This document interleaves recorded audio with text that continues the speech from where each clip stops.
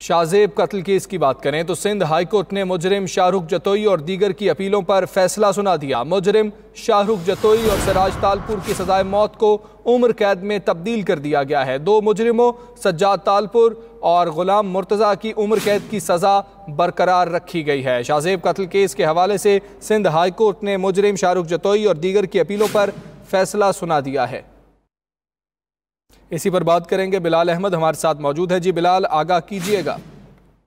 जी, शाहजेब कत्ल केस में Sindh high court ने फैसला सुना दिया है और जस्टिस मोहम्मद अली मदर की सरवाई में 2 रुकनी बेंच ने ये फैसला सुनाया है, जिस पर अदालत ने मुजरिम शाहरुख जतोई और सिराज तालपुर की सजाए मौत को उम्र कैद में तब्दील कर दिया है और सज्जाद तालपुर और गुलाम मुर्तज़ा जिनको उम्र कैद की सुनाई गई थी उनकी सजाओं को बरकरार रखा है और चारों मुल्ज़मान की ये अपीलें कि सुलह हो चुकी है और उन्हें बरी कर दिया जाए। अदालत ने उनकी इन अपीलों को मुस्तरद कर दिया है। अदालत ने अपने फैसले में ये करार दिया है कि ये वाकया इंसदाद दहशतगर्दी दहशतगर्दी के ज़मरे में आया था और इस पर सुप्रीम कोर्ट और आला अदालतों के फैसले मौजूद हैं, लिहाजा ये सुलह मुमकिन नहीं है और सुलह नहीं हो सकती। अदालत ने चारों मुल्ज़मान की अपीलों को मुस्तरद किया है। दिसंबर 2012 का ये वाकया है जब शाहरुख जतोई और दीगर मुल्ज़मान ने डिफेंस के इलाके में शाहजेब की बहन को छेड़ा था और वहाँ पर ये वाकया बढ़ा और कलकलानी हुई। उसके बाद मुल्ज़मान ने शाहजेब को फायरिंग करके हलाक कर दिया था। 2 रोज के बाद शाहरुख जतोई, जो कि बासर वडेरा समझा जाता था, वडेरे का बेटा समझा जाता था सिंध के अंदर,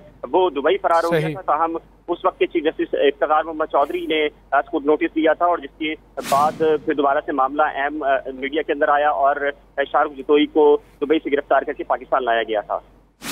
जी ठीक है बिलाल, आपका बहुत शुक्रिया।